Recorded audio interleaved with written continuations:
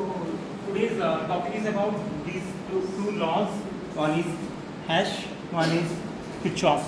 These are the two laws. Maybe I am not sure about that. You have studied this in chemistry or maybe, I am not sure. But anyways, so basically if you remember in the previous lecture, we discussed about lot of enthalpies, lot of change in enthalpy, a lot of reactions, and among them one is heat of reaction, if you remember. Heat of reaction or change in enthalpy for the reaction. Fine. Suppose basically for example, since we are metallurgists, so we are dealing with lot of chemical reactions, right? So that means reactant will be there and product will be there also, right? So when reactants reacts and it will give you a product, either heat will be evolved or heat will be consumed, right? Already we have seen that, right? Some processes are endothermic in nature and some processes are exothermic in nature, right? We already discussed, if you remember. Can you give some example from the previous lecture which you remember any process where heat is evolving and in any process when heat is consumed? Or if you remember, we write basically delta H as positive and negative. You remember, no? Sometimes delta H will be positive, sometimes delta H will be negative, change in enthalpy, right? And basically delta H is positive for endothermic process and delta H will be negative for exothermic process where heat will be evolved. Already we have discussed everything, I remember. Can you people give one example where, in the real metallurgical example, where the process is endo and the process is exo?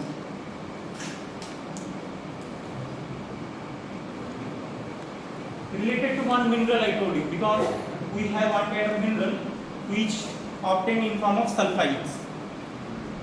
So we do something to that before extracting metal. Oxidize. Yeah, basically the process is called roasting process. Right? Technically the name is called roasting. So basically there are many ores in our nature, or there are many metals in the nature which obtain in form of sulfides. And it is very difficult to extract metal from the sulfide ore. So what we do? We convert that sulfide ore into oxide ore first. Then that oxide ore will be reacted with carbon to give you metal. Right? Because final product will be carbon dioxide and metal. Right? But the first step is called roasting, where we are converting the sulfide into oxide. And that technical process is called roasting. Chemical conversion process. You have to remember this is a very important line. Roasting means chemical conversion of an ore. We are chemically converting sulfide into oxide. Very simple. So I am not going into details right now. So chemical Conversion process. Because sulfide is one chemical form. When you convert it into oxide, oxide is another chemical form, right? That means initially metal was having a bond between metal and sulfur. But once it becomes oxide, there is a bond between metal and oxygen. So there are two different chemicals now. Sulfide is one chemical and oxide is one chemical. And conversion happens. So it is called roasting process. So that is actually highly exothermic in nature, you remember. A lot of heat will be coming out. That's why roasting process can be done how? Without supplying heat throughout the process. Just initiate the process and it will go on. Why? Because heat is automatically evolving, right? That is called autogeneous process, if you remember. So roasting is a highly autogeneous process. It can run automatically without feeding any external heat or external fuel. Are you getting the point? So we already discussed that, I remember. Okay, anyways, there is certain metallurgical process which consume energy or which absorb the energy. You remember? Calcination. Calcination of limestone, CaCO3. When CaCO3 is heated, it will decompose into CaO plus CO2. But it consumes heat. It needs it. If you don't supply it, the reaction will not profit. No line, no carbon dioxide will form at the end. Okay. Similarly, dolomite, I have given one example, dolomite. MgCO3 into CaCO3. It also decomposes to give you CaO and MgO plus CO. This is highly endothermic. Anybody remember what are the use of this dolomite and limestone? I told you. What is the use of this? As a flux. Flux is a material which removes the gangue present in the ore, or which removes the impurities present in the ore. But what is the reductant? What is the reductant? What is the function of reductant? It will It will reduce the oxide into metal, but it itself oxidizes. Like carbon is the best reductant available. Carbon will itself oxidize to give you carbon monoxide or carbon dioxide, but it will reduces the oxide into metal. Okay, like Fe2O3 will become Fe. How? By reacting with carbon only. So carbon is a reductant, but lime or this dolomite and this limestone and dolomite, these are flux which removes the gangue. Anybody remember what are the main gangues in the ore? Iron ore. This is a very important question. I told you during interview they asked. Silica, SiO2 and Al2O3. These are the major ore present in iron ore. And India is unlucky actually. India has lot of Al2O3 in the iron ore. That is a major issue. And do you know that Al2O3 is a amphoteric oxide? We discussed that. Amphoteric in nature, which may behave as acid, which may behave as alkali, depending upon the whatever flux you are adding. If flux will be basic, it will act as acid. If flux will be basic, it will act as acidic. Its behavior changes. But silica is highly acidic. Lime is highly basic. Okay, we have discussed a lot of things. Anyway, we will go into the main point. Today, this is Hess law and Kirchhoffs law, right? So, what is the definition of Hess law? Let me first tell you the concept, and only you will understand. Suppose you have a reactant A. So, A is your reactant. And you want to get, suppose, D as a product. So, this is a product. And A is the reactant. Let it be. So, the situation may be like this. You can get directly D out of A in one single step. So, A will become D. That is one single step. This is one step. Single step. But the situation may be like this. A will become B first, one intermediate product.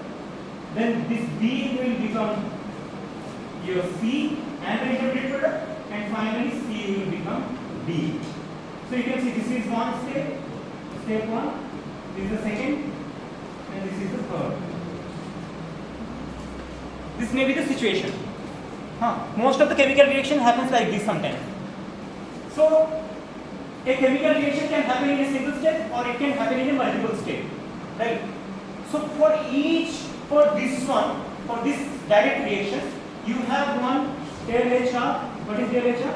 Heat of reaction or change in enthalpy of a reaction. Because reaction is happening, so enthalpy will change. Delta H is a change in enthalpy, right? H is the enthalpy, U plus Pb or E plus Pb, if you remember. Right? Why we are talking about enthalpy, you remember? Why? Because these reactions are happening in 1 atmospheric pressure. Qp, no? H, delta H is equal to Qp. Delta H is the change in enthalpy. Qp means heat at constant pressure. We don't use Q now. We use H, enthalpy. Okay? So delta HR is the heat of reaction. Because reaction is happening, a heat may evolve or may consume. So delta HR may be positive, may be negative. If it is endo, it is positive. If it is exothermic, it will be negative. Do you got the point? Similarly, for this reaction A to B, you may have one del HR, one, okay, heat of reaction for reaction this one, or a change in enthalpy for first reaction. For similar B to C, you may have another one del HR2, right? And for this C to B, you may have del HR3, right? Each reaction different del HR. Okay, so what can be done? Just if you add them, del HR1 plus del HR2 plus del HR3, you will end up with the same value whatever you get in the single state. Suppose you get, for example, you get a value of X. Joule per mole for Kelvin, whatever. Kilo for whatever. Joule per mole, whatever. Or kilojoule per mole, whatever. So similarly, if you add them, this one, del HR1 plus del HR2 plus del HR3. This is change in enthalpy for reaction 1, change in enthalpy for reaction 2, change in enthalpy for reaction 3 is equal to same X value. You got my point? If this is suppose 50 kilojoule per mole, this will oscillate 50. So Hess law is talking about this one only. So definition of Hess law is what? In a like the process will be basically what kind of process? Isothermal process.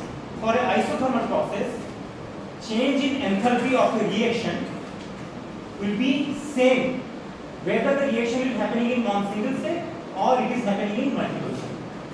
But what is the condition? The condition is the process should be isothermal in nature. Isothermal in nature means the starting temperature and the end temperature or the middle temperature all are same. The temperature will never change. So can I tell again? Yes. For a isothermal process,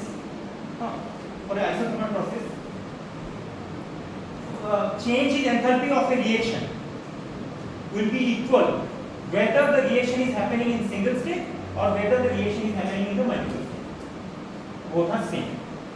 We got. I explained it already. Any doubt you have? Do you got my point? So that means, do you think that this Hess law is applicable in the real situation? Basically, not exactly. Not exactly. So it is not so much applicable. That's why Kirchhoffs law is there. We'll discuss that soon. Anyway, so you understood this one at least? So definition is done, explanation is done, A to B product I explained it already. Then example, okay.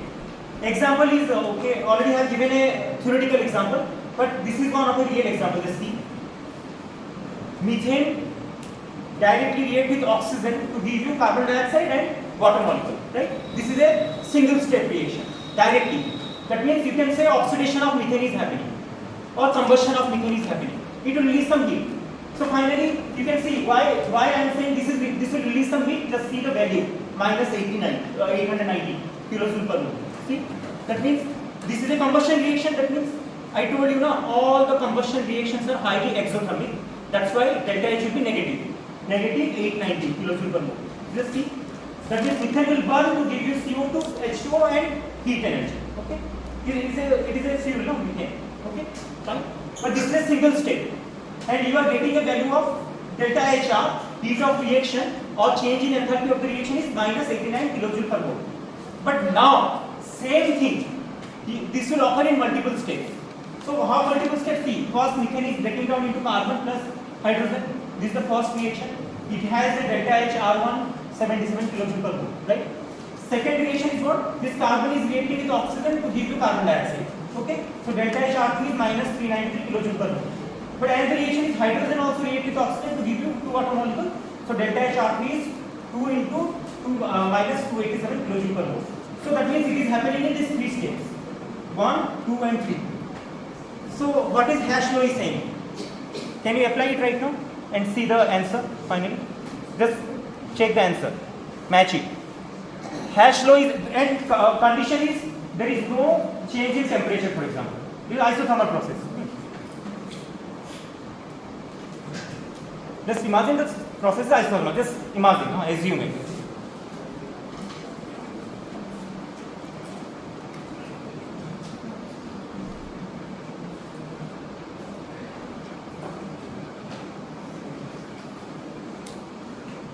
So what you will get at the end? See, same value. Just add it. You need to add it, no? You need to add this one, delta HR1 plus delta HR2 plus delta HR3. Change in enthalpy of reaction 1 plus change in enthalpy of reaction 2 plus change in enthalpy of reaction 3. If you add them, you will end up with same -890 kilojoule per mole. Just check it. I want you to just calculate it and see. No, same. But can you tell me why this is 2? Why you have multiplied 2 there? There is something in the reaction. Just see. Because we have 2 water molecules. Coefficient is 2. That's why I multiplied. Suppose here coefficient will be 2, so 2 will be also multiplied with it. If coefficient will be 2 here also 2 will be multiplied. Here coefficient is 1, so there is no multiplication. Coefficient is 1, so no multiplication. But here coefficient is 2 water molecules, so 2 is multiplied with the value. You got the point? Is it fine now? So Hess law you understand now. Whether the reaction happening in single state or multiple state, change in enthalpy will be same. But condition is it should be isothermal process. Isothermal process means, for example, if I will draw a plot, temperature, process versus temperature. So can you tell me how the plot will be, how the line will be? This is temperature x, this is the process. This will be straight line. no temperature is changing, temperature is constant. See, fixed temperature. Whether you start here and you reach here, no issue. Whether you start here and reach here by this distance, or like this, whatever. Every time temperature is same, basically. Path may be different, but temperature is same. And if you remember, enthalpy is also what? State function. It only depends upon the initial state and final state. It doesn't affect by the path followed by the whatever reactant or product, whatever reactant is there, or the components which is taking part in the process. Okay. I think this is clear. Then now the question is, so hash law is applicable to which process?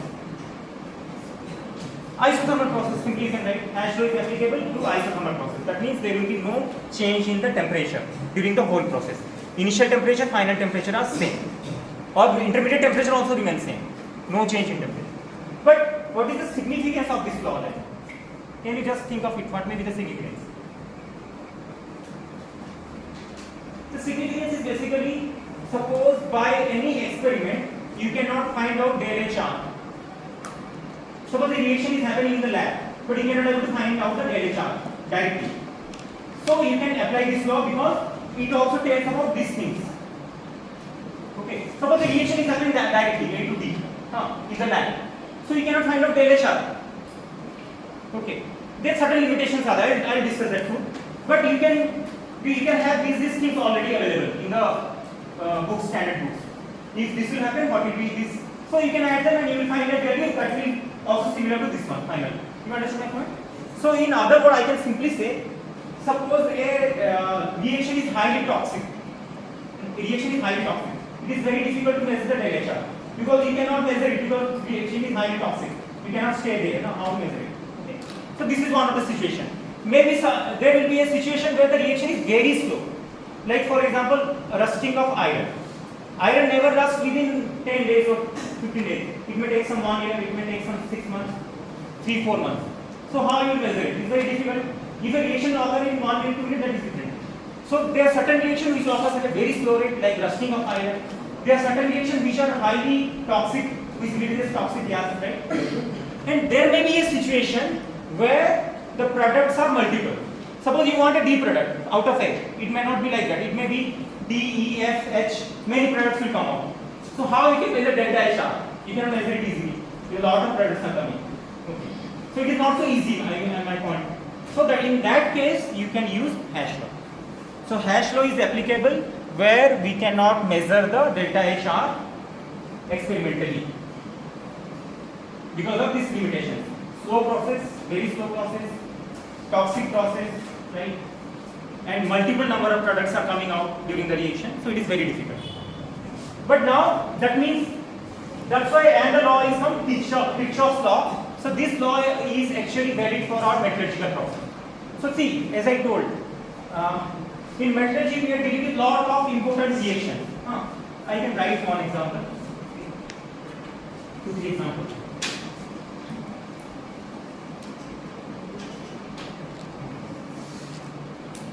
Metallurgical reaction, as I told, roasting, for example, calcination. There is a process called smelting also. You will study this in details later.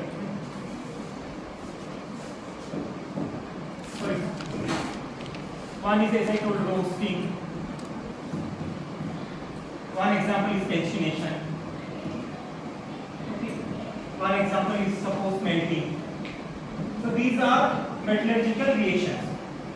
Processes or reactions, whatever. Roasting means basically suppose zinc sulfide react with oxygen. I am not balancing it right now. It will give you zinc oxide plus sulfur dioxide. Okay. I am not balancing it. You can balance it if you want. Calcination, for example, CaCO3 decompose to give you CaO plus CO2. And CO2 will escape out. It is a gas, right? It is a solid.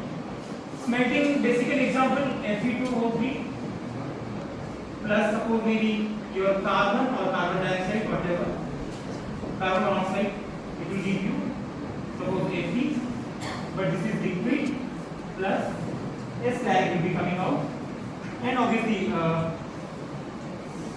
carbon dioxide at the end.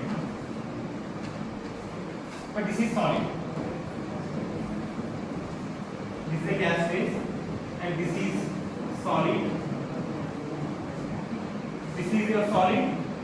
This is your solid. This is your gas phase. This is a gas phase. This is your solid. This is your solid, and this is your gas phase.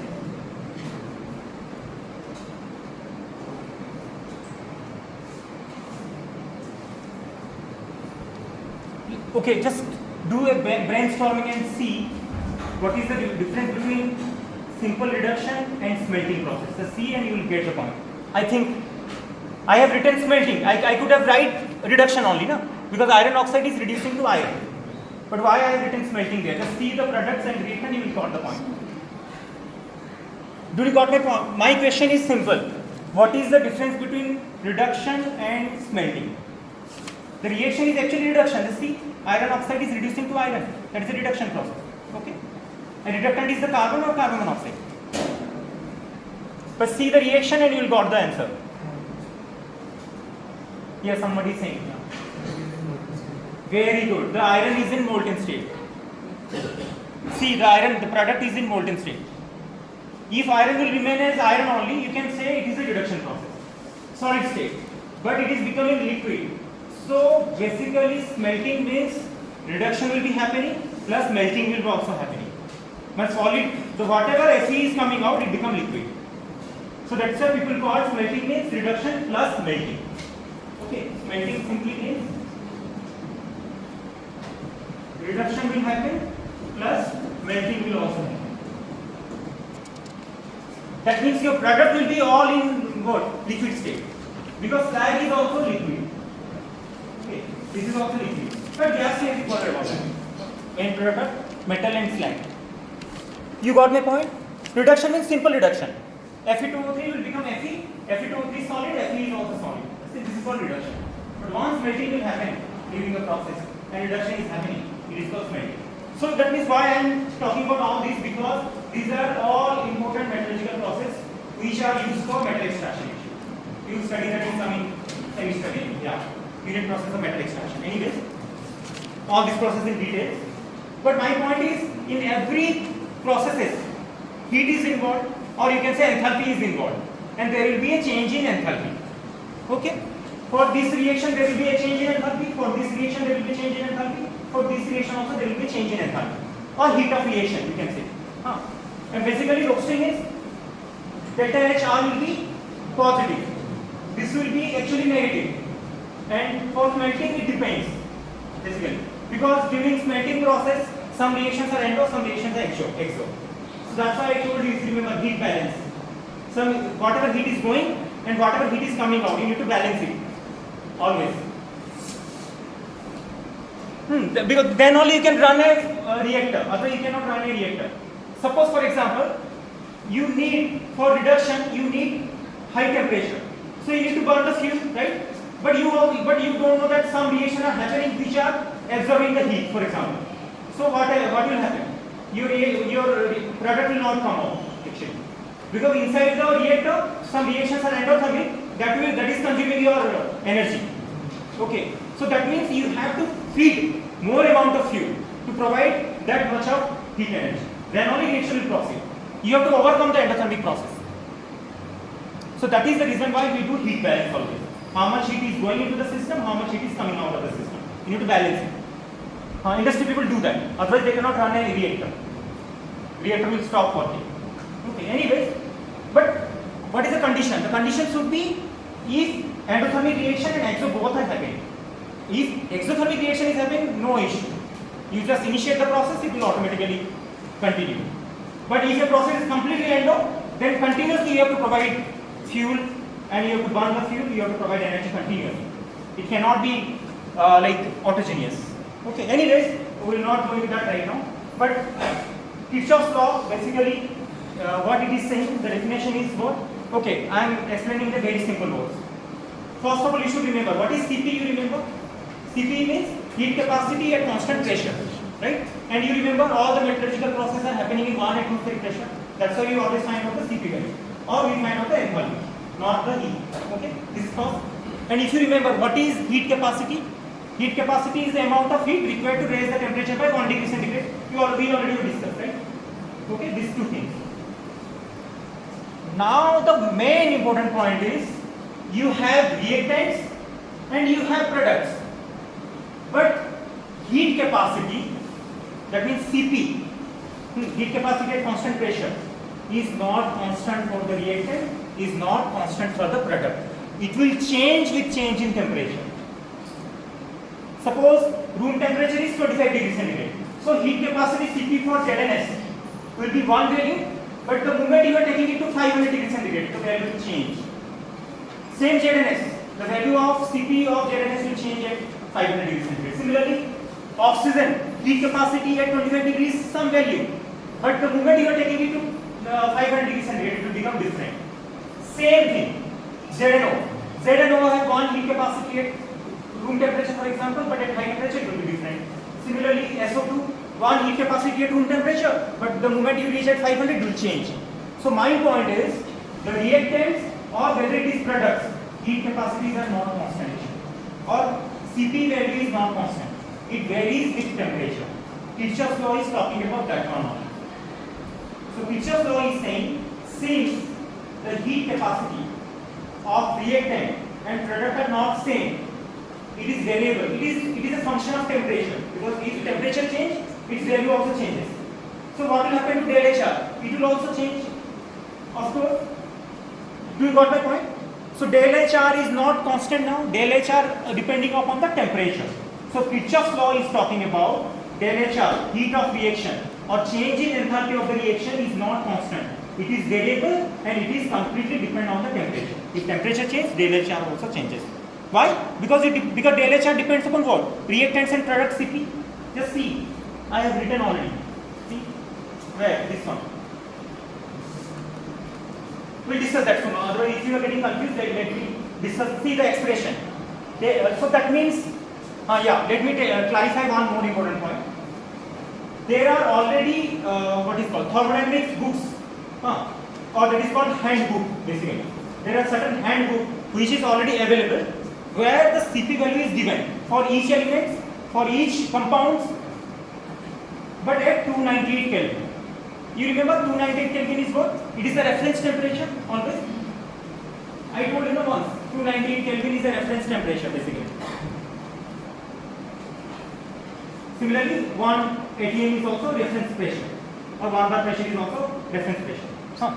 So that means for each element, for each mineral, for each compound, at a reference temperature, the value of Cp is already given. But the moment you are doing a process like calcination or smelting or roasting or whatever metallurgical process you are doing, you have to take the material to high temperature, but you don't know the Cp value of that. Of course, it will change. It will change now, and you want to find out that, or you want to find out the del HR at high temperature. So what can be done? You have to use the formula. See, change in enthalpy at temperature T2 is equal to nothing but change in enthalpy at T1, which is already given in the books, plus T1 to T2. T1 is suppose reference temperature. T2 is the final temperature where you want to do the process. Delta Cp dt. So this is the formula. Okay, again I am saying last. You want to find out delta H T2. T2 means your operating temperature. Suppose you want to do smelting this one at 1500 degrees centigrade. So what will happen? This T2 will be 1500 and you want to find out delta H. T2 means delta H at 1500 degrees centigrade. Do you got my point? And initial temperature is suppose room temperature T1. Okay? So just put the value. You already know this one delta H T1. It will be given already. And you know this is room temperature, this is 1500. And you have to find out delta Cp dt. Okay? Delta Cp, how you will find out? The C. Delta Cp is summation of Cp for products minus summation of Cp of reactants. This is the formula for Cp. Then you can put it here simply directly. But there is some changes I made. The C. This is the real change. The C, the second equation. Delta Cp is equal to summation coefficient multiplied with Cp of product minus summation coefficient into Cp of reactant. This is the thing what I told here, the C. Because for this reaction, you have 2 mole of H2O. That's why 2 is multiplied to get this value, final value, whatever. Okay.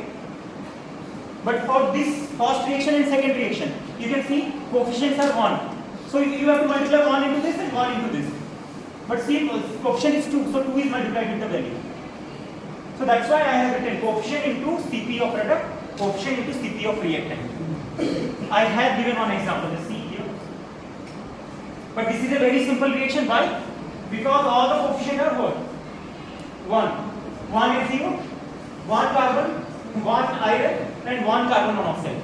So you do not have to multiply anything. Directly you can write the Cp value for HCO, Cp value for carbon, Cp value for Fe, Cp value for CO. Now can you find it out? This one, how much delta Cp? Can you find it out? What is the delta Cp for that reaction HCO plus C gives rise to Fe plus CO? And check. Sir, could you please see the definition of Kirchhoffs law once again? Okay, I'll take it.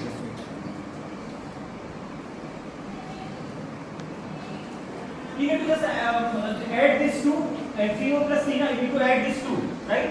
Minus, add this 2. You need to add this, you need to add this and subtract them something. So this is the formula, see? This is the formula you need to use.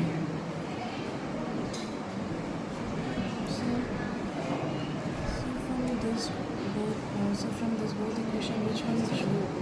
So from this both equation, which is basically correct? So This is the equation. You need to find out this one and you need to put it here, delta CPC. Sir, in what condition? Yeah, this will be applicable if this is the situation. If you have any number of moles. If it is 3, you need to multiply 3 into this. Got my point? But in this reaction, just see, number of moles is 1 only. No? So you do not have to multiply anything. The coefficients are 1. But if I write with random reaction, suppose I am writing 3 here, for example. Let it be. Just imagine a normal ideal situation. 3 FeO. So what will happen? You need to multiply 3 into 50. Okay, got the point? See, suppose this is, let it be 3. Just random I am writing. So you need to multiply 3 into 25. The coefficient is 3 and value is already given 25. Let me. You need to multiply this. Do you understand this one? Okay, again I am saying, he asked what is Kirchhoffs law. Basically I am in simple, but I am not talking about the definition, just remember in this way. First I told the change in enthalpy of a reaction, or you can say heat of reaction, it depends upon temperature. How it depends upon temperature? Because heat capacity of reactants and heat capacity of products are also changing with temperature. So heat capacity of reactant is changing with temperature, heat capacity of product is also changing with temperature.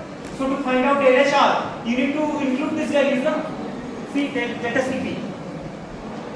To find out delta H T2, you need to find out this one. And this one is changing because of temperature. How? Because this is changing. Product, Cp value of product is changing and Cp value of reactant is also changing. So this value will also change. Right? So Kirchhoffs law is saying same thing. That means change in enthalpy of the reaction depend upon the temperature in simple word. Yes. Thank you, sir. Okay? So you might get question from this. So remember, this is a very simple equation. Everything will be given, you can find it out. Very simple numerical, you can get. Is it okay now? So what is the conclusion? The conclusion is, what is the conclusion? Can you tell me? That means some of the reactions are endo, some of reactions are exo. That is one conclusion. Second conclusion is, how much amount of enthalpy you need or how much enthalpy is changing during a process, you can easily find out by using Kirchhoffs law. Though we are not going to find out heat, we need to find out the enthalpy change, because all the processes are happening at constant pressure, 1 atmospheric pressure.